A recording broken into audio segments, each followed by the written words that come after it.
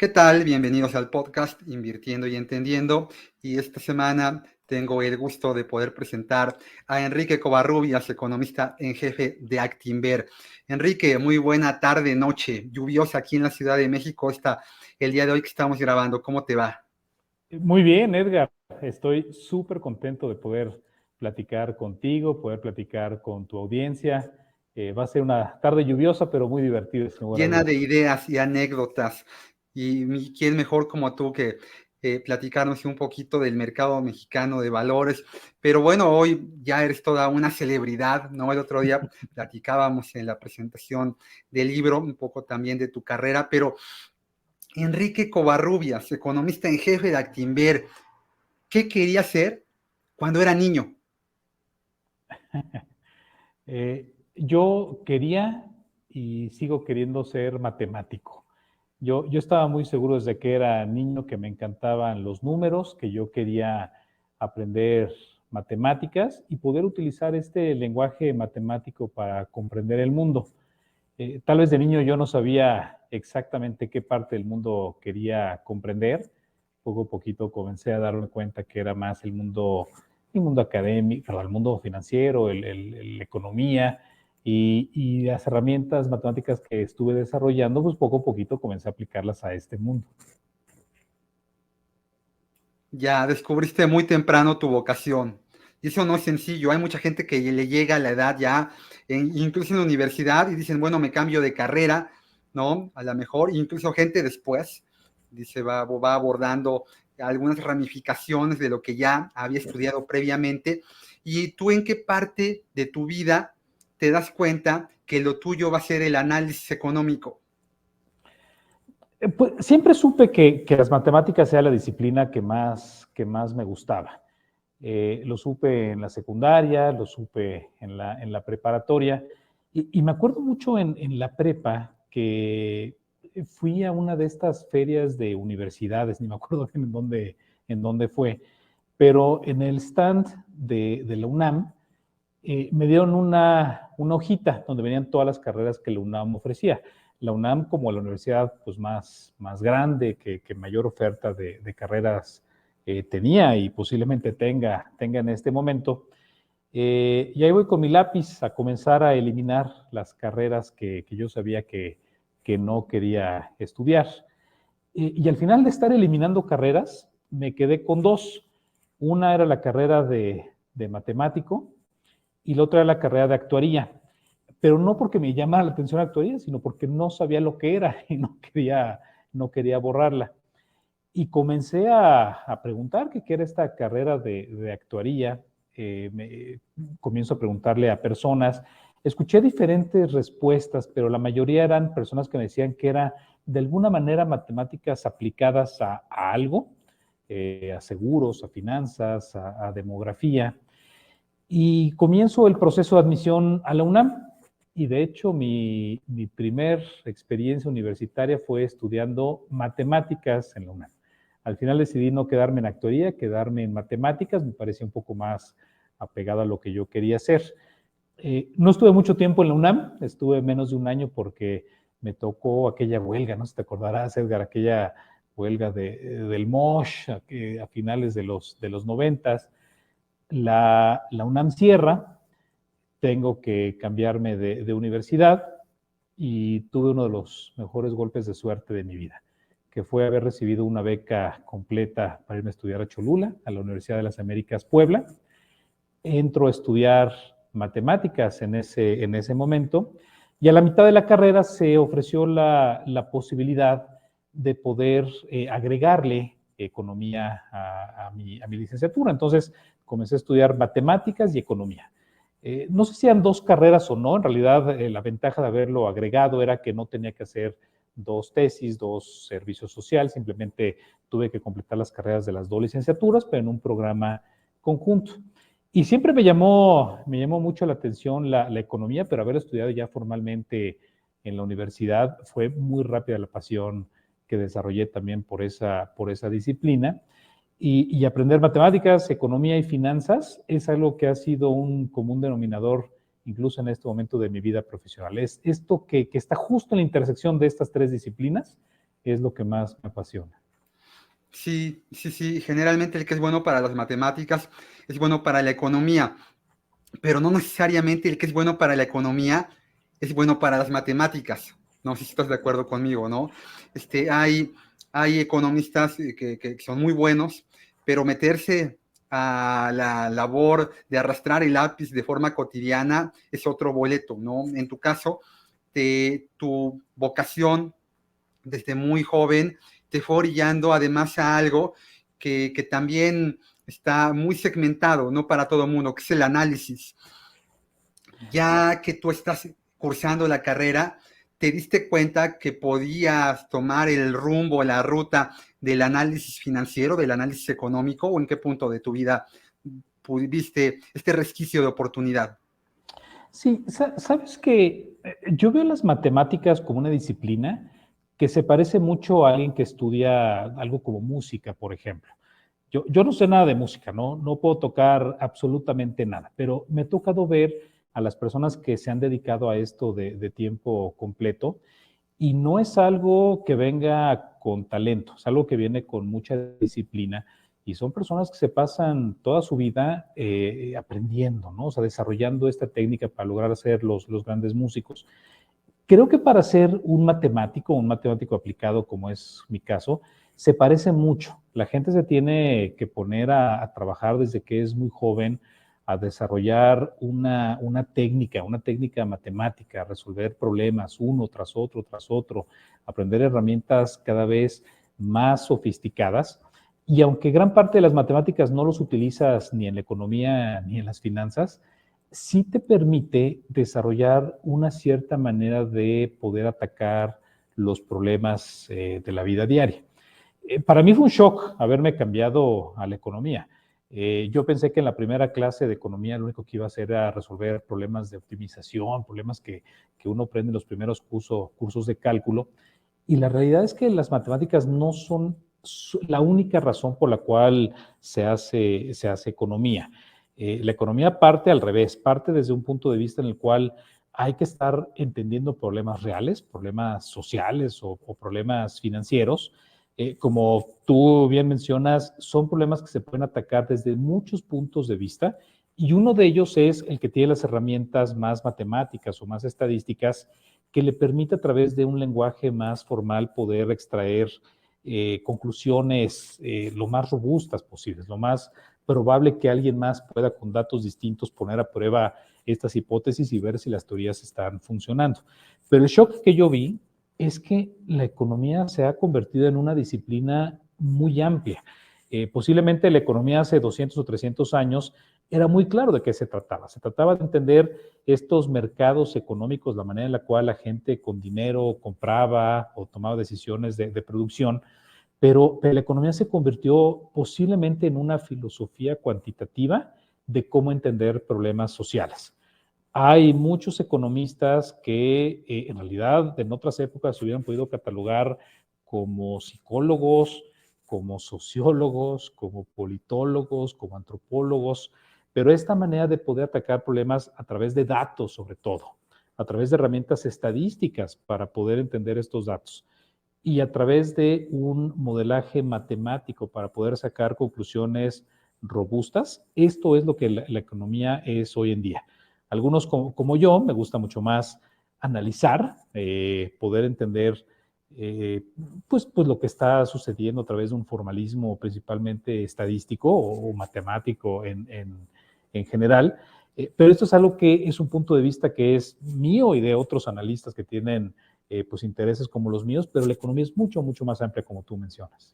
Sí, yo me acuerdo de una película, Enrique, que a mí me amplificó mucho el universo de lo que un matemático puede contribuir al tópico económico. Y es que te acordarás de Una mente brillante, donde Russell Crowe, me parece, encarna a John Nash, esta persona que es un matemático fantástico, con un problema, ¿no?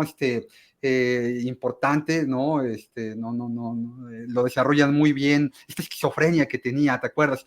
Él veía a generales del ejército norteamericano marcándole, qué hacer, qué encontrar, qué claves, Ujú. qué contraseñas adentro del periódico, etcétera.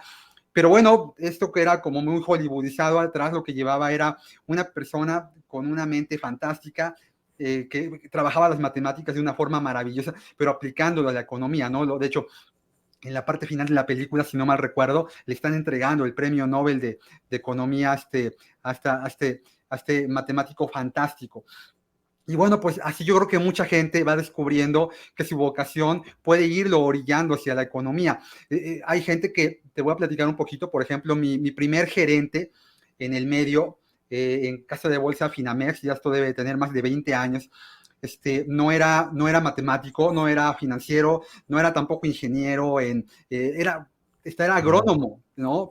Pero era una persona que le entendía muy bien, sobre todo a la parte comercial en el mercado de valores, un mercado de valores que estaba detonando en los 80s, en donde los intermediarios, recordarás que no se nacionalizaron, quedaron en manos privadas y las casas de bolsa crecieron mucho a la par del desarrollo económico que hubo en Estados Unidos. Fuimos, ¿no? Como un poquito lo que hace la mano hacia atrás, la economía norteamericana creció también muchísimo.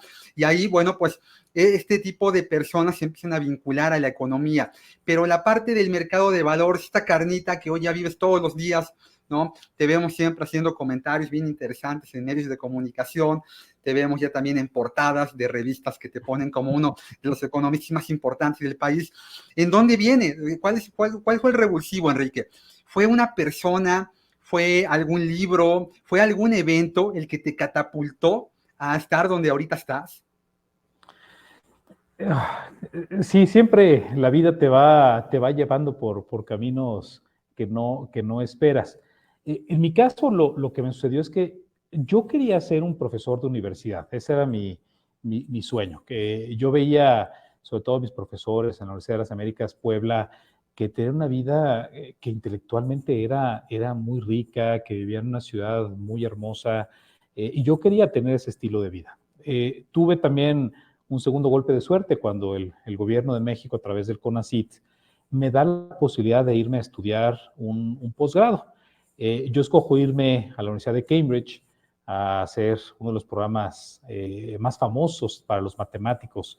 Son los Mathematical Tripos, son conocidos como uno de los programas más rigurosos que hay para un matemático puro o aplicado. Y estuve ahí en Inglaterra, acabé esa maestría. De ahí me fui a estudiar el doctorado. Lo comencé primero en la Escuela de Matemáticas de la Universidad de Edimburgo, pero en ese momento en el Reino Unido estaba muy de moda hacer programas de doctorado que fueran tanto multidisciplinarios como que estuvieran entrelazadas el trabajo de varias universidades. Entonces, estaba yo afiliado tanto al Departamento de Matemáticas de Edimburgo como al Departamento de Economía de la Universidad de Oxford. Me pasé más o menos la mitad de este doctorado en Escocia y la otra mitad en Inglaterra. Todo iba avanzando muy bien. Tenía un camino muy marcado de lo que yo quería hacer, cuando un día me llega un correo de un banco de inversión inglés llamado Barclays, en el que me invita pues a ir a una feria, ¿no? Una sesión informativa para algo que estaba muy de moda en ese momento, que eran los quants, estos matemáticos aplicados, físicos, ingenieros, que en este momento, estoy hablando del 2006 o 2007, por ahí, lo que se dedicaban a hacer era poder modelar derivados financieros. Requiere de un poder computacional importante, de una modelación importante desde el punto de vista matemático. Tomo el tren a Londres y llego a ese banco de inversión, veo las mesas que Barclays ofrecía y de pronto me cambió todo. El haber visto de verdad cómo funcionaban los mercados financieros en uno de los centros más importantes a nivel global, me hizo cuestionarme lo que yo quería hacer de mi vida. De pronto decidí que tal vez la academia pura tenía otras alternativas que me pudieron haber llenado. Entonces, pues decido que quiero trabajar en el sector financiero privado. Comienzo a mandar solicitudes de empleo a bancos de inversión globales, cuando de pronto comienza a avanzar el 2007 y aparecen en las noticias, en la BBC, pues algunos grupos financieros relativamente pequeños en ese momento que estaban quebrando. Incluso comenzaba a haber corridas bancarias que uno podía salir a la calle y verlo tanto en Londres como en Edimburgo, que efectivamente eso estaba sucediendo. Poco a poco el mundo empezó a avanzar de una manera más complicada. Llegó el 2008, yo en ese momento estaba terminando mi doctorado y por más que quería trabajar en el sector financiero en un banco de inversión en el Reino Unido, pues claramente ya no iba a ser posible en ese momento. Era una época sumamente interesante, sumamente volátil y también difícil para muchas personas a nivel global. Me hizo cuestionar qué quería hacer, más porque no era muy fácil conseguir trabajo en ese momento, y decido aceptar una posición académica. Me voy a la Universidad de Copenhague, en Dinamarca. Ese fue mi primer trabajo después del doctorado, dando clases de burbujas financieras, del rol que tiene el sector financiero en la economía real. Y ahí es cuando me doy cuenta que realmente la docencia pura, al 100%, no era algo que me llenara del todo. Me voy a trabajar a Banco de México. Yo pensé en ese momento, cuando me regreso al país, que solamente iba a estar 2 años en México. Y 2 años aquí porque en mi mente lo que sucediera que yo sentía que me iba a arrepentir si en una de las peores crisis financieras que posiblemente iba a vivir en mi vida profesional, no me lo pasaba desde las trincheras de un banco central. Era muy natural regresar a Banco de México, querer vivir esta crisis financiera desde este lugar. La realidad es que me gustó muchísimo mis años en Banco de México, me gustó muchísimo estar otra vez en mi país, y lo que debió de haberse convertido en 2 años, ya hace casi 15 años que regresé a México trabajando en estos 2 lugares. Cuando te fuiste primero a Inglaterra, ¿qué fue lo que más extrañaste de tu país? Había poco tiempo para extrañar a mi país. Había mucho trabajo, había como Había poco tiempo. mucho. ¿No te Sí, dio el sí. síndrome de Jamaicón? Ya ves que esto pasa, ¿no? Un futbolista de mediados de los 50, creo, de las Chivas, se lo llevan a jugar al extranjero. Fantástico, un jugador inigualable, pero llega allá y simplemente se le paralizan las piernas. De hecho, hoy el síndrome de Jamaicón es un síndrome estudiado en la psicología, ¿no? De gente que tiene un arraigo muy marcado por su contexto social y que, bueno, pues cuando sale en la parte profesional simplemente deja de existir, ¿no? A ti, sin llegar a ese extremo, hubo algo que te marcara, que dijeras, híjole, yo me quiero regresar mañana, extraño las tortillas, extraño los tacos, ¿no? Sí, sí, siempre pasa eso, ¿no? Y ojalá que haya muchos jóvenes que estén escuchando este podcast que tú y yo estamos teniendo, en el cual, sin lugar a dudas, va a haber momentos complicados. Cuando tú llegas a otro país con otro clima, con otra cultura, con otra manera incluso de tener la enseñanza, ¿no? No es lo mismo estudiar en una universidad mexicana que en una universidad europea. Tiene ventajas y desventajas de estar en otro país. Siempre hay momentos complicados y muy complicados. Extrañas a tu familia, extrañas a cierta comodidad que pudiste haber tenido de estar en tu país, pero hay una manera de pensar que yo creo que se repite una y otra vez, y es que mientras más tierra pones entre tú y tu patria, más llegas a conocerte a ti mismo. Estos retos que uno se enfrenta mentales te hacen más fuerte, te hacen valorar muchas más cosas. Yo en lo personal, tal vez me tomó mucho tiempo darme cuenta de eso, pero tuve la suerte de haber tenido una vida geográficamente hablando muy inestable. Mi papá, pues su trabajo era vendedor, era ingeniero, pero era vendedor, hizo que tuviéramos que vivir durante mi infancia en muchas ciudades. No estoy seguro en cuántas ciudades habrán sido, tal vez unas 7, 8 antes de haberme ido a la universidad, incluyendo en un par de periodos de tiempo haber vivido en Estados Unidos. Entonces, de cierta manera, esta relación pues bicultural entre México y otro país, el haber tenido que enfrentar, aunque fuera en la protección familiar y en el cariño familiar, tantos movimientos, también es algo que me facilitó el haberme podido ir a otro país. Ahora, Inglaterra es muy distinto a lo que yo conocía que eran México y Estados Unidos. Pero sobre todo haber llegado a una universidad como Cambridge era extraordinariamente distinta. Yo estaba acostumbrado, pues, en una vida universitaria en México, en el cual pues era entre el dormitorio, la biblioteca, los salones de clase, la vida, en mi caso, pues en un pueblo chiquito como Cholula, que era muy sencillo tener una vida universitaria que yo comprendía. Pero llegas a Inglaterra, donde todo es majestuoso, donde mi colegio, que era uno de los colegios más nuevos de la Universidad de Cambridge, tenía algo así como 500 años de haber sido fundado y era de los nuevos, mucha tradición, cenas formales donde había que utilizar, ni siquiera traje, había que utilizar smoking de moño y todo 3 veces o 4 veces a la semana, conversaciones que giraban alrededor de cricket o de rugby, que yo no tenía la menor idea de qué se trataba ese tipo de deportes, pero que fue una experiencia sumamente emocionante.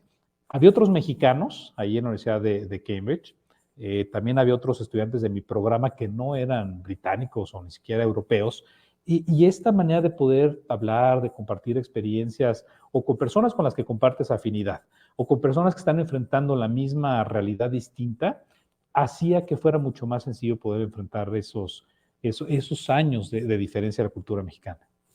Ya, ya. Somos la sumatoria de todo lo que nos pasa, pero también de todo lo que nos duele. Y tú, en el contexto en el que te fuiste desenvolviendo, aprendiste también que las crisis son el pan nuestro de cada día en el mercado de valores, en la economía, en la vida diaria, ¿no? Tenemos que aprender a enfrentar la ciclicidad de la vida y de la economía, ambas van ligadas de la mano, pero tú lo hiciste muy lejos de tu país y aprendiste de la crisis más importante que tuvo nuestra generación, que fue la crisis hipotecaria subprime, que nos hizo cuestionarnos cómo funcionaba el mundo. En tu caso estabas aprendiendo cómo funcionaba el mundo. ¿Qué te dejó esa crisis muy en particular? ¿Hay algo de lo que aprendiste en ese momento que hoy haya marcado, siga marcando tu análisis económico? Sí, y varias cosas, Edgar. Ese es un punto muy importante, ¿no? Que de las crisis es donde más aprendemos, todos, en cualquier disciplina, y para mí también fue algo que yo tuve que vivir de primera mano.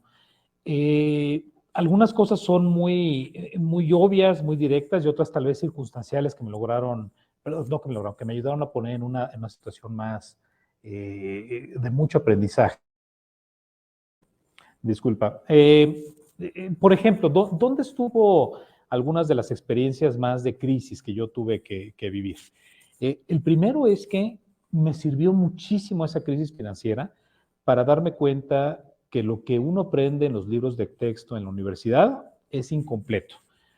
Tal vez en el momento yo hasta sentía que debía tirar los libros de texto a la basura porque no me servían de nada, pero eso no es la realidad. O sea, la realidad es que mucha de la experiencia que durante décadas o siglos las disciplinas académicas logran poner en un libro de texto, tienen ciertas limitantes, sobre todo cuando algo pasa por primera vez, como fue la crisis de 2008 y de 2009. Entonces, te reta mucho a tener que replantearte las teorías que aprendes en la universidad, te obliga a retarte cómo puedes, con la información que estás viendo en el día, volverte más escéptico de lo que has aprendido, volverte más creativo y a través de estos aprendizajes nuevos poder plantear recetas nuevas, ¿no? Para las generaciones futuras.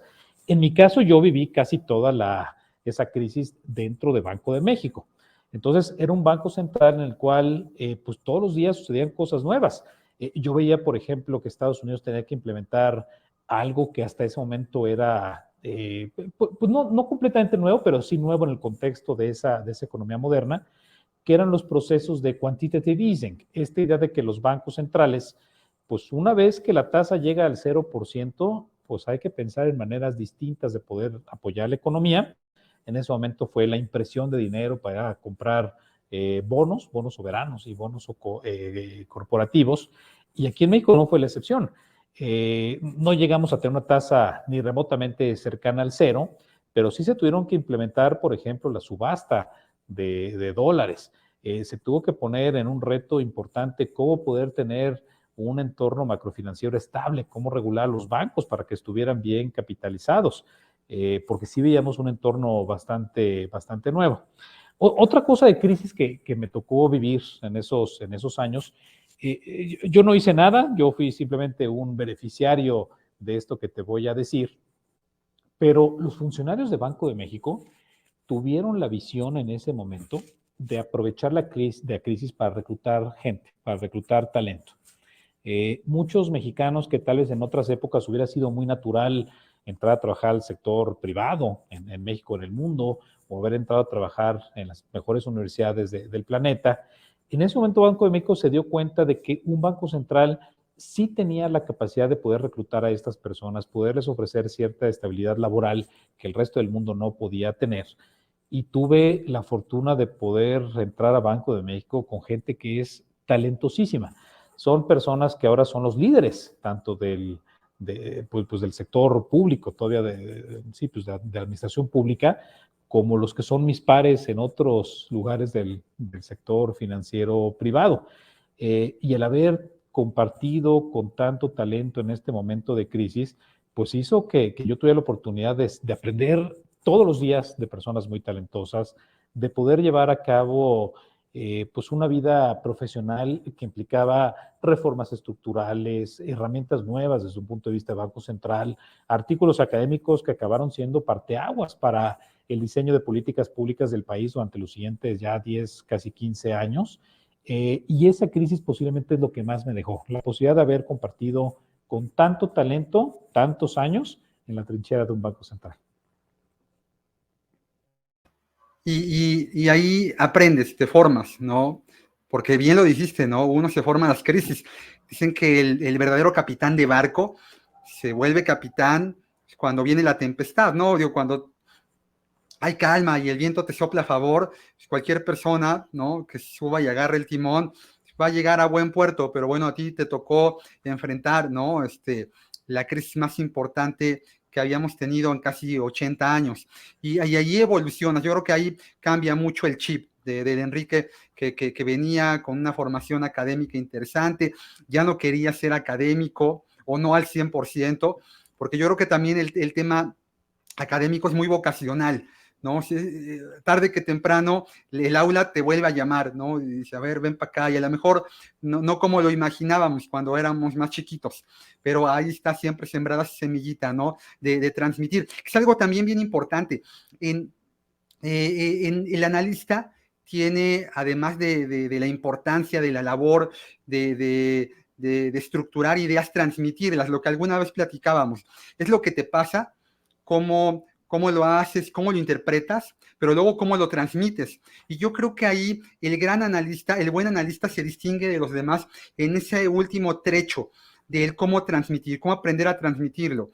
Porque información, hoy ya sobre todo en el mundo actual, Enrique, pues tú y yo ahorita prendemos el teléfono, agarramos el artículo académico, algún blog, el idioma que tú quieras, lo podemos ya traducir picándole ahí a un icono. O sea, la información ya existe, pero la importancia de esta información es cómo la estamos interpretando y cómo la transmitimos, porque además es un gran volumen de información al que ya tenemos acceso, y eso también complica mucho la labor del analista, ¿no?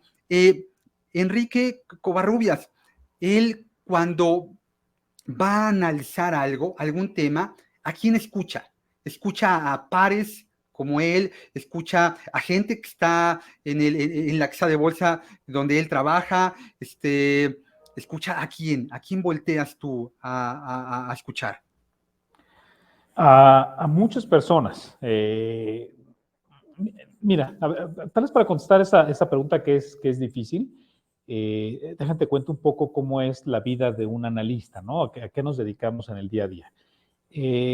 Una primera parte del análisis es a través de las mejores herramientas que tengas a tu disposición, entender un problema, desmenuzarlo, pronosticarlo, y esto requiere en muchas ocasiones pues un conocimiento que técnicamente tiene que ser muy, muy profundo. En mi caso y en el caso de la mayoría de mis colegas, es un trabajo que no es solo ni tanto en las personas, o sea, no lo haces tú de manera aislada, pero tampoco haces un análisis como intelectualmente aislado del resto de lo que está sucediendo en el mundo. Es imposible ser un economista de México o un economista de Estados Unidos sin voltear a ver cómo este país se relaciona con otras economías del mundo, cómo funciona el contexto político en la economía de un país y cómo esta economía interactúa con los mercados financieros. Ahorita te regreso a este punto con un poquito más de profundidad. Pero una vez que el análisis está hecho lo más riguroso, lo más sólido que se pueda, viene la segunda etapa y es cómo puedes comunicar esto de la manera más sencilla que puedas. No existe nadie allá afuera que requiera de un analista, sobre todo un analista de banca de inversión, que te explique todo en un contexto que no entiendas, que intente mostrarte resultados a través de un lenguaje poco comprensible. Tiene que ser lo más sencillo del mundo. Nuestro medio es uno en el cual evaluar la calidad de un análisis es pues bastante comparable, ¿no? Existen varias plataformas de información, Bloomberg o Reuters o Focus Economics, que te van evaluando la calidad de tu análisis. Pero una vez que ese análisis está hecho, la otra parte que es cómo comunicarlo de la manera más sencilla posible, el único que te lo puede evaluar es el cliente, es la persona que necesita que tu análisis le sirva para algo. Entonces, regresando a la primera de estas dos patas, ¿cómo analizo yo? Lo primero que te puedo decir es que no lo analizo solo, lo analizo con un equipo que he tenido la fortuna de haber podido reclutar o de haber podido a través del tiempo que he estado en esta institución, pues tener interacción con ellos. En su mayoría son personas que a mí me retan muchísimo, todos los días, porque son personas que tienen herramientas de punta, que tienen una inteligencia increíble, que tiene una disposición para poder llegar en la madrugada, analizar datos globales y poder hacerlo de la mejor manera posible. Son economistas, son actuarios, son financieros, alguno que otro hasta físico que ha estado en el equipo. Entonces tengo que estar yo preparándome todo el tiempo para poder acompañar a estos jóvenes en su proceso de cómo descubrir o de descubrir cómo funciona el mundo y poder hacer aportaciones analíticas importantes al trabajo. Son personas que analizan economía, son personas que analizan empresas del mundo, de Estados Unidos, de China, de Europa, de México mismo, analizan materias primas, curvas, índices bursátiles. Y la parte que a mí me toca más es transformar todo este conocimiento que se genera en algo que le sea útil a un cliente. Por ejemplo, donde yo trabajo hoy en día, ¿cuáles son los clientes que tiene esta institución? Son de todo tipo. Son personas que están ocupadas siendo doctores o trabajando en el sector agrícola, en el sector manufacturero, están muy preocupados en lo que tienen que preocuparse, que es manejar su empresa, tener su patrimonio de la mejor manera posible y que confían en que alguien profesionalmente les esté cuidando ese patrimonio. También tengo otros clientes que son mucho más sofisticados, son personas que trabajan en afores, en fondos de inversión, en aseguradoras, en todas estas instituciones, tanto mexicanas como el resto del mundo, que aunque tienen un conocimiento mucho más sofisticado desde el punto de vista financiero, no por eso quieren estar hablando en un lenguaje que no sea comprensible. Lo que quieren es, a través de una comunicación sencilla, poder tomar las mejores decisiones de inversión. Ya.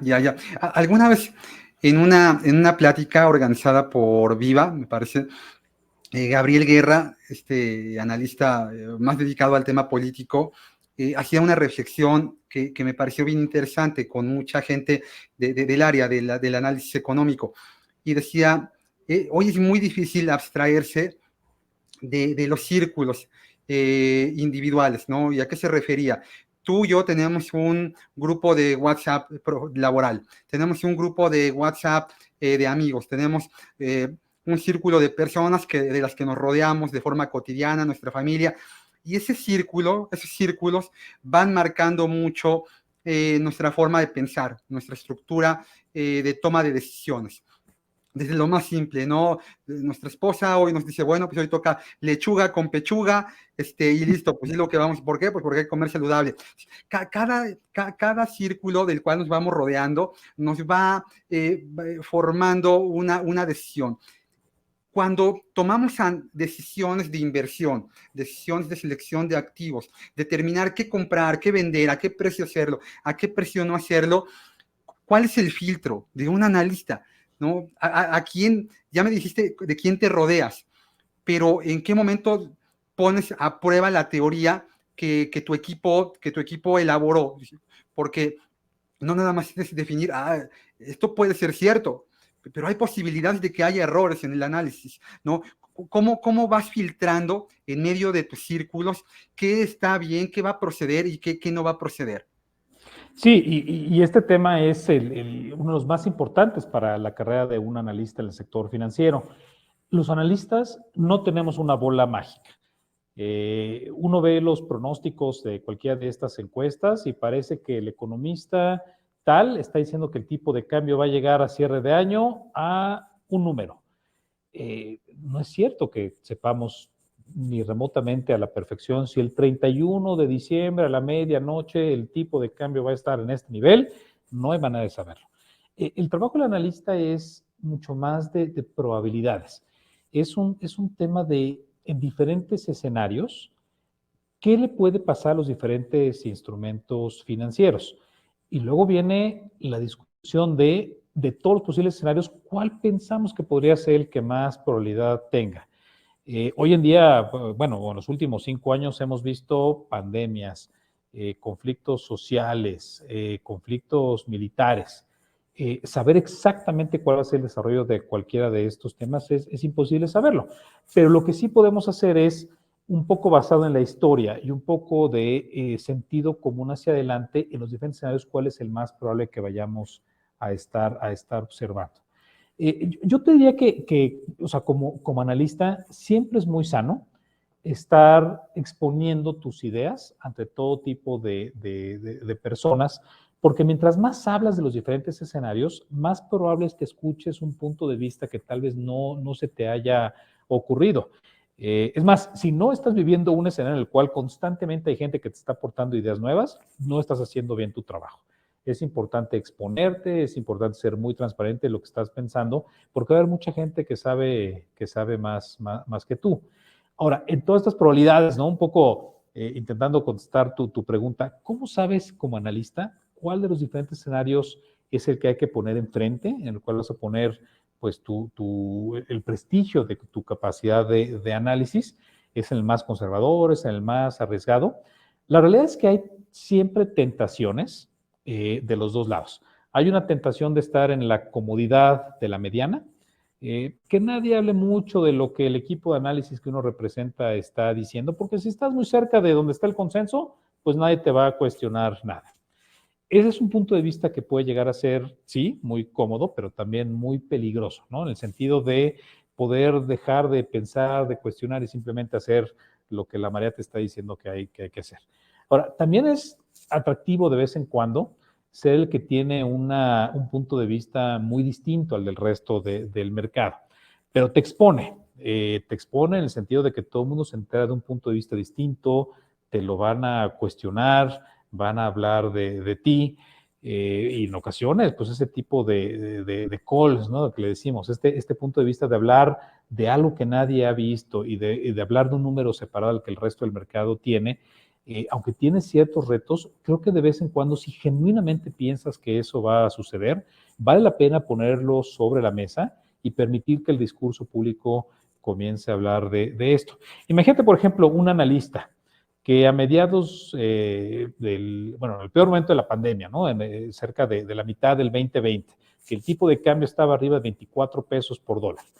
Si un analista hubiera pensado, hubiera hecho cálculos y le hubiera dado que el tipo de cambio iba a estar a casi 16.50 3 años después, nadie lo hubiera creído, todo el mundo lo hubiera tachado de loco, pero el haber siquiera puesto sobre la mesa la probabilidad de un escenario de apreciación importante del tipo de cambio, pues hubiera hecho que muchas de las decisiones de las personas, de las empresas, de los gobiernos, del mundo en los siguientes años, iba a cambiar en una dirección que acabó siendo la correcta, que no sé si alguien lo vio venir, yo claramente no, pero si alguien lo hubiera puesto a la mesa, hubiera cambiado mucho el discurso en los siguientes años.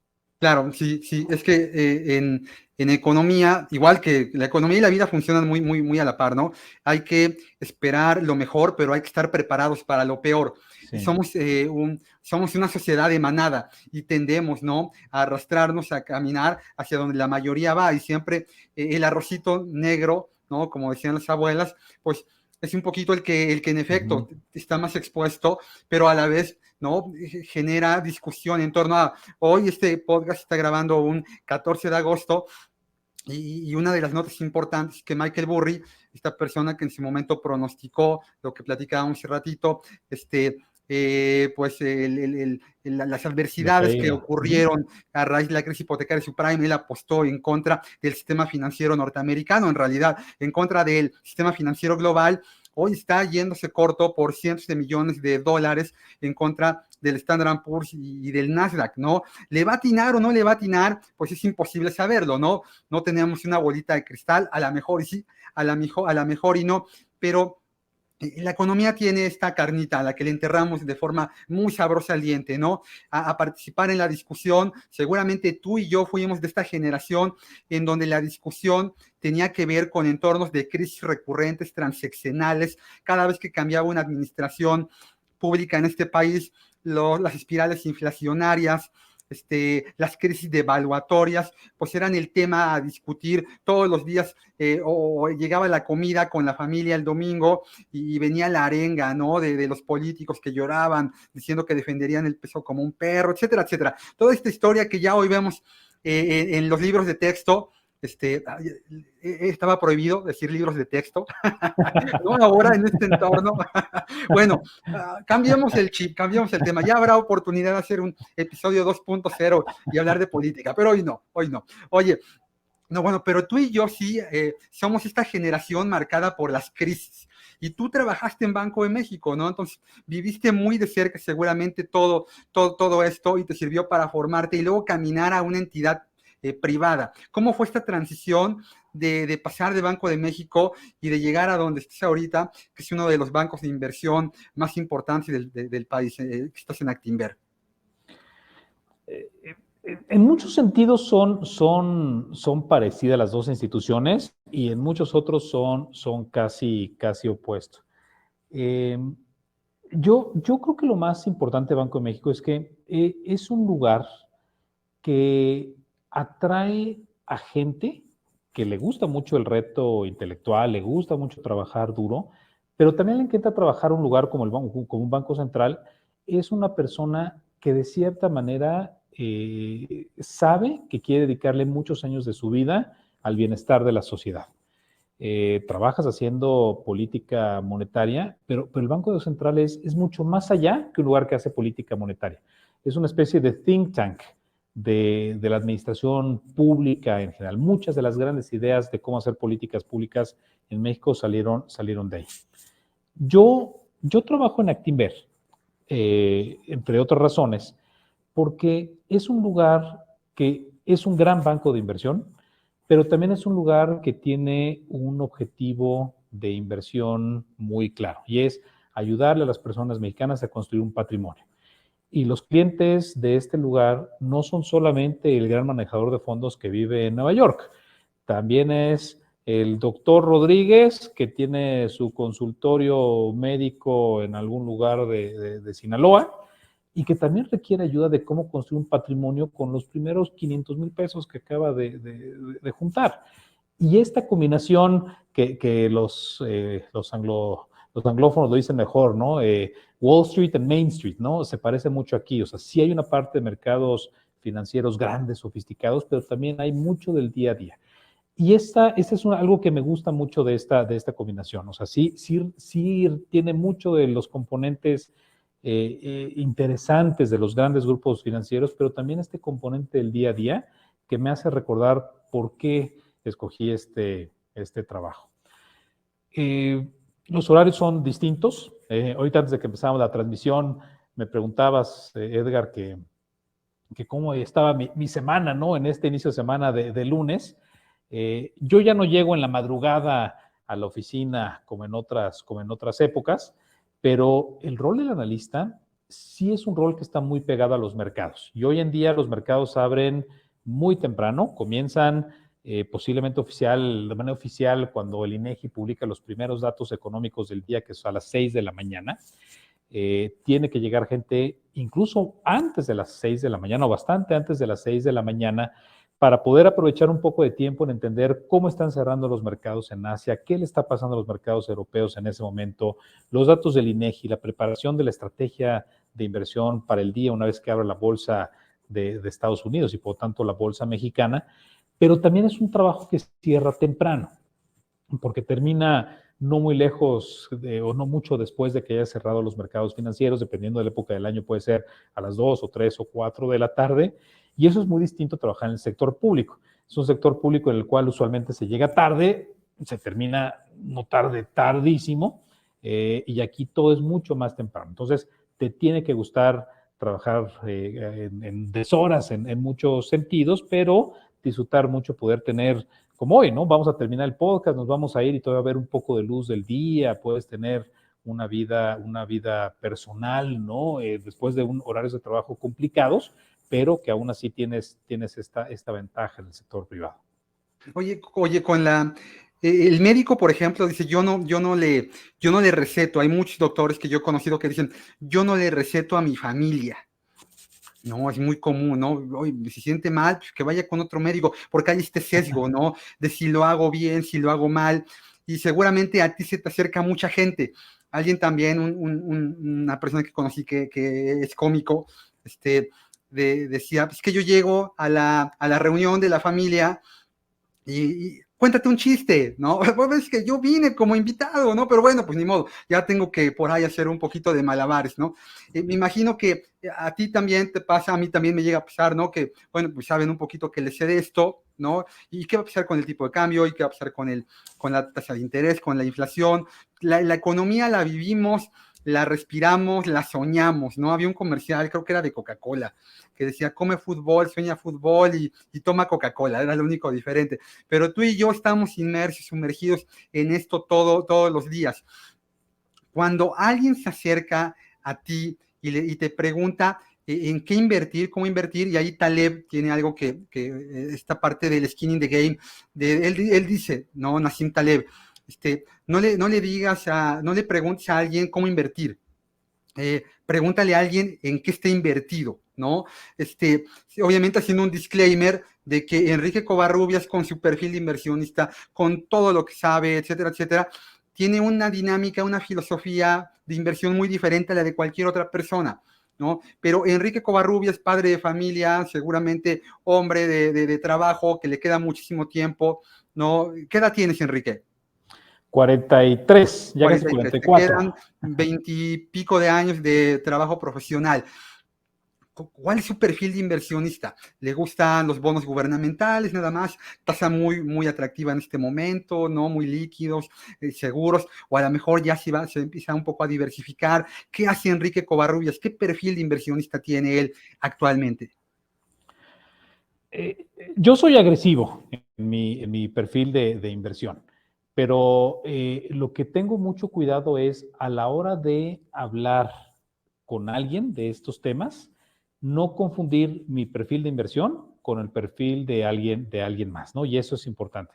Y ese punto es el que es más difícil, le pasa a cualquier asesor financiero que busca siempre contagiar tu perfil a los, Claro, es la a los narrativa, ¿no? Y eso es muy perceptible, ¿no? Si hoy tú y yo amanecemos de buenas, seguramente vamos a llegar y decir, ay, oigan, pues hay que comprar, etcétera, etcétera, ¿no? Si andamos de malitas, pues eso la gente lo percibe, ¿no? Pero tú tienes una filosofía de inversión muy vinculada, por lo que explicabas, a un poco más agresivo, a tomar más riesgos. ¿A través de qué lo haces, Enrique? ETFs, acciones en directo, fondos de inversión. Mira, yo creo que en general a la hora de construir un portafolio, si hay que simplificarlo a lo más básico de cómo hacerlo, la gente tiene que decidir dos cosas. Primero es, ¿qué porcentaje de tu portafolio quieres tener en la tasa libre de riesgo, algo que se parece mucho a la tasa de referencia de Banco de México, y cuánto quieres tener en otros activos.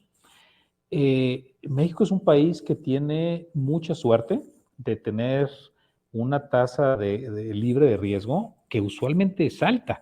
Hoy esta tasa está al 11.25%, es muy alta, pero es una tasa que en promedio está por ahí de un 6%. Piensa en una economía avanzada que llevamos 20 años con tasas pues no muy lejos del 0%, tal vez 1,5% nada más. Entonces, esta manera de tener una tasa alta ya te da un ancla interesante contra la cual comparar el resto de tu portafolio. Ahora, la parte variable, ¿no? De tu portafolio, en qué invertir, eso me parece que va cambiando con el paso pues, del ciclo económico, de las condiciones financieras. Me gusta mucho a mí estar buscando cosas que no se parezcan en nada a México, que puedas diversificar riesgos. Me ha gustado invertir en los últimos años en instrumentos asiáticos, en instrumentos europeos. Materias primas no me ha ido muy bien. Las materias primas es posiblemente la clase de activo más volátil que uno puede comprar en los mercados financieros, y es demasiado rápido el rendimiento de esos activos. Entonces, algún momento lo intenté y poco a poquito me he estado alejando. Me gusta comprar cosas menos líquidas, cosas de largo plazo, cosas que yo veo alguna megatendencia de largo plazo. Hoy en día, por ejemplo, algo que me gusta mucho voltear a ver en el mercado financiero son todas las tendencias de educación, digamos, tecnológica, ¿no? O sea, plataformas de educación. Yo sé que comencé esta discusión diciendo que a lo mejor en aquel momento de mi vida no me llamaba la atención una vida 100% académica, pero a lo mejor en mi vida profesional que no lo quería hacer. Pero no quiere decir que eso no solamente no me guste, sino posiblemente sea una de las grandes pasiones de mi vida. Me apasiona muchísimo la educación. Siento que es la manera más importante en la cual una economía puede crecer, y hoy en día una de las cosas que nos va a dejar la pandemia son las plataformas de educación tecnológica a distancia, en la comodidad de tu hogar, a la hora que tú puedas tener, ¿no? Entonces es una inversión que también me gusta mucho.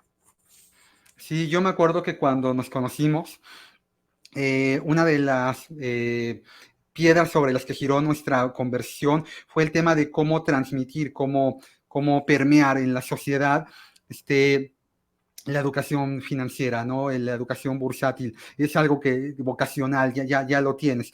Y todo esto se acentuó durante la pandemia, ¿no? A Enrique Covarrubias, a ti, Enrique, ¿qué fue en lo profesional y en lo personal lo que más cambió a raíz de la pandemia de COVID?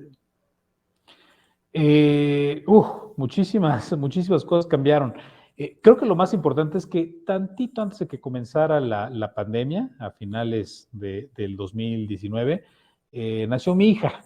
Ese es el cambio más importante. Me ha cambiado completamente la manera en la cual tengo de ver el mundo, de cómo manejar los siguientes años de mi vida profesional. Y una de esas cosas paradójicas es que la pandemia me permitió pasarme más tiempo con ella.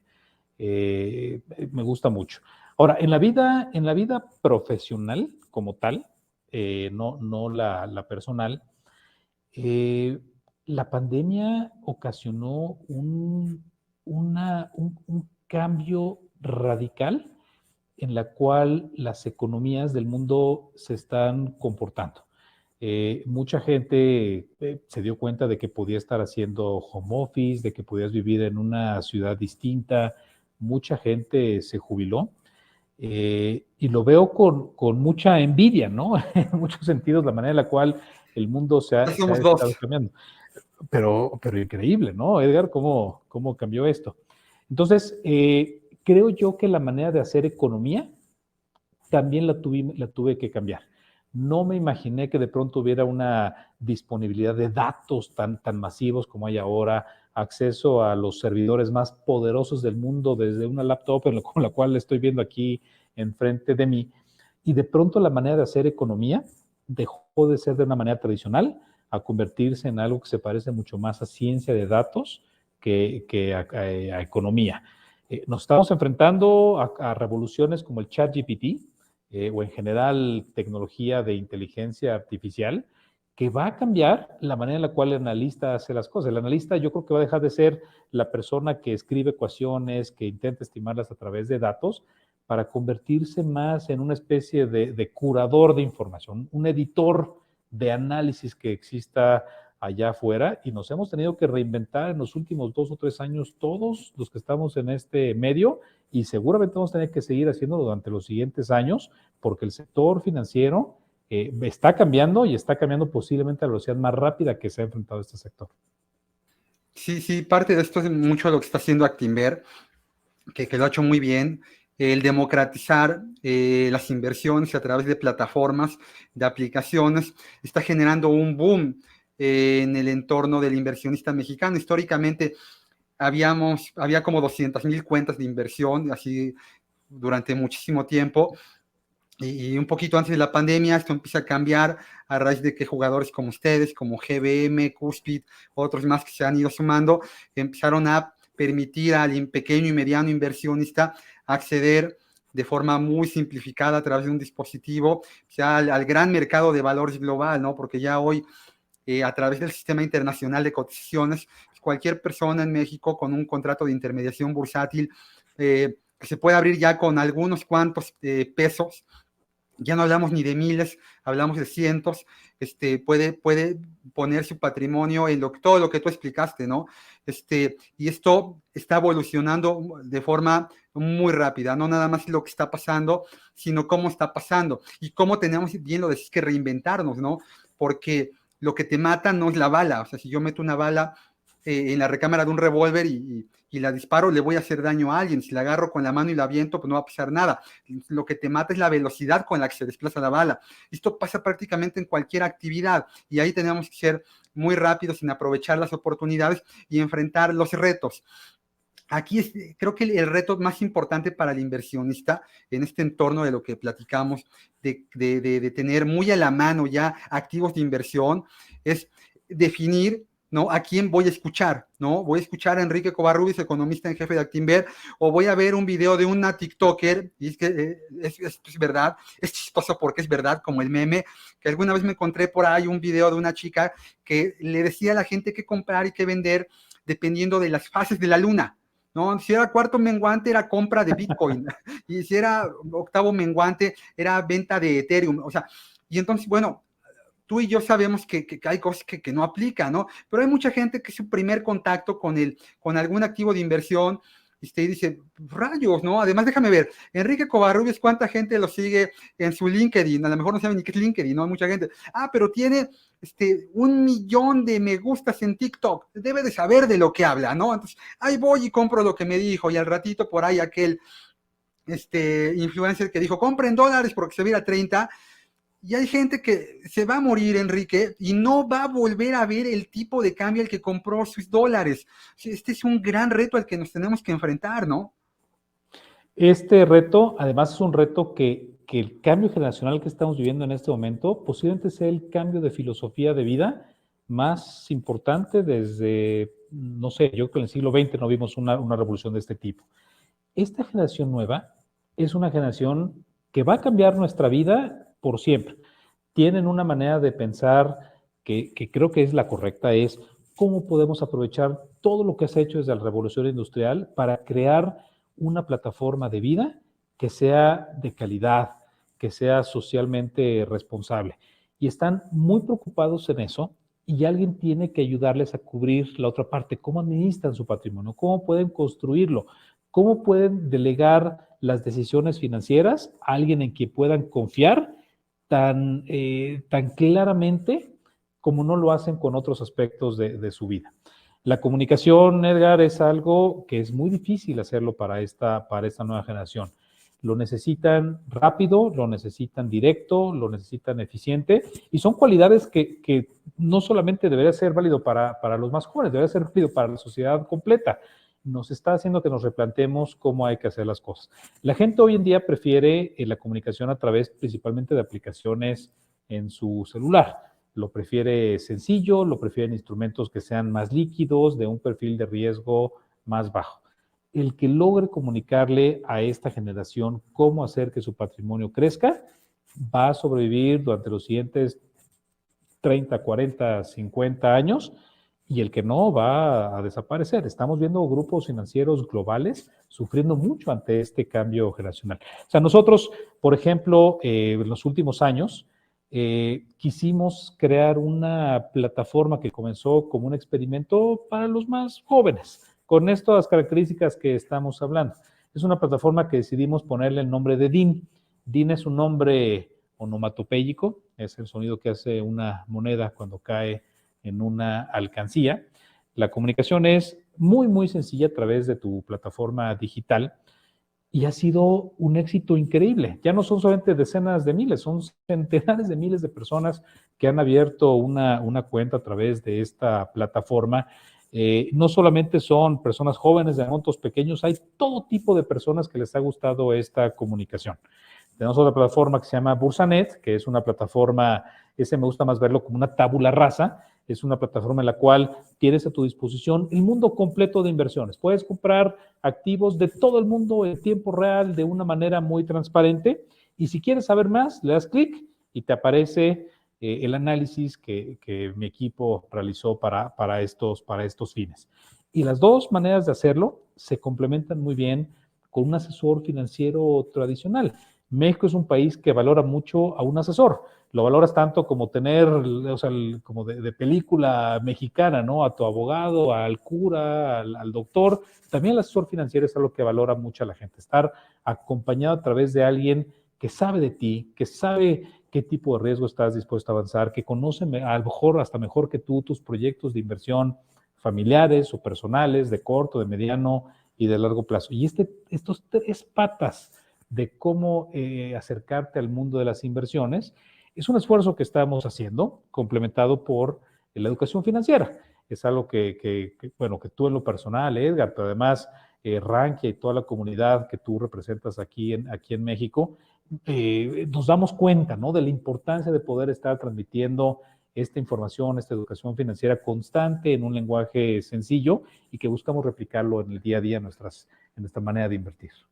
Es correcto, es correcto. Fuimos todavía esta generación que creció no alejada porque no existían las plataformas, pero que hoy las vemos como una forma de complementar, ¿no? Lo que tú y yo hicimos toda la vida y lo seguimos haciendo, que es agarrar el librito, ¿no? Y ahí ya para ir terminando esta plática, Enrique, ¿a ti qué libros de economía, de análisis, de inversión te marcaron en tu vida profesional que nos puedas compartir para que la gente vaya poniéndoles ahí un DIN, ¿no? Y digan, este es el próximo que debo de tener dentro de mi biblioteca.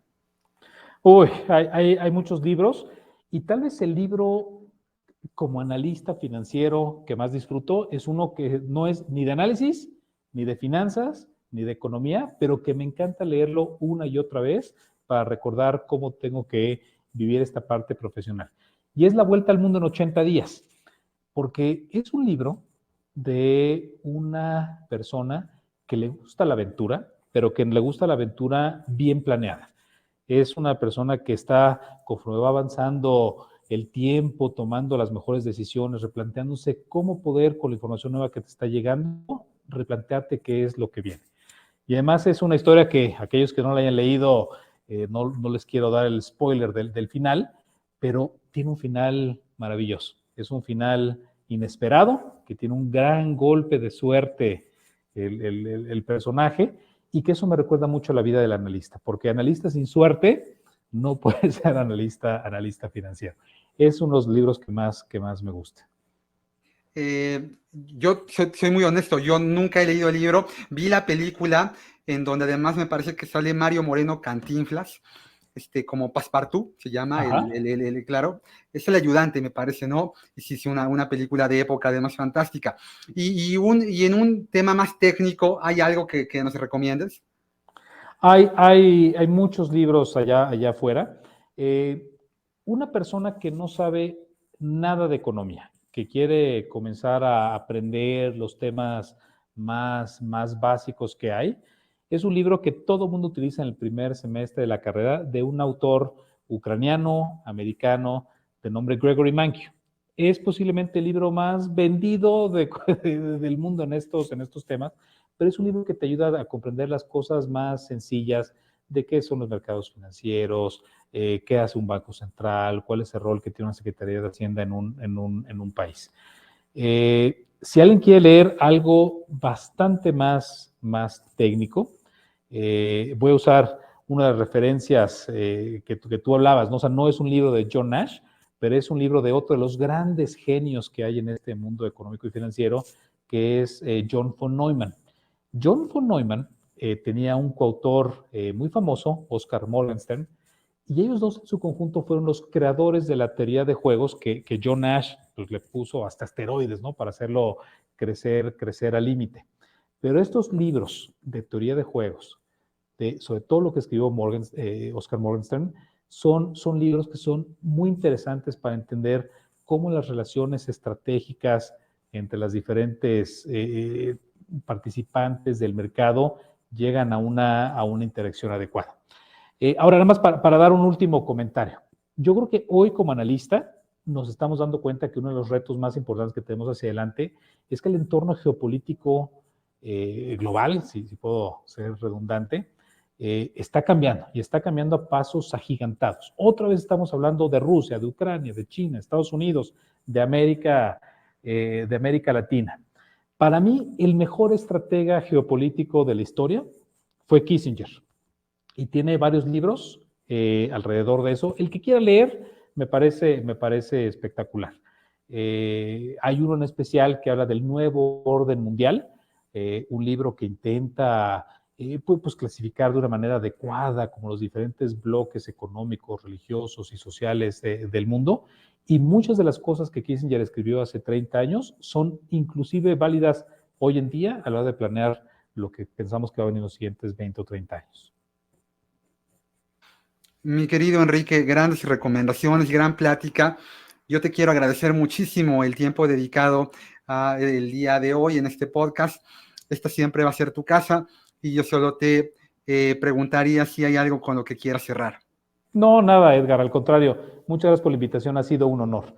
Y los que aguantaron el video hasta estas alturas, qué bueno que lo hicieron. Me da muchísimo gusto haber estado aquí. Un aplauso para ti y para toda la gente que se quedó hasta este momento. Soy Edgar Arenas, conductor del podcast Invirtiendo y Entendiendo de Rankia México. Gracias por haber estado aquí. Les deseo felices inversiones. Hasta pronto.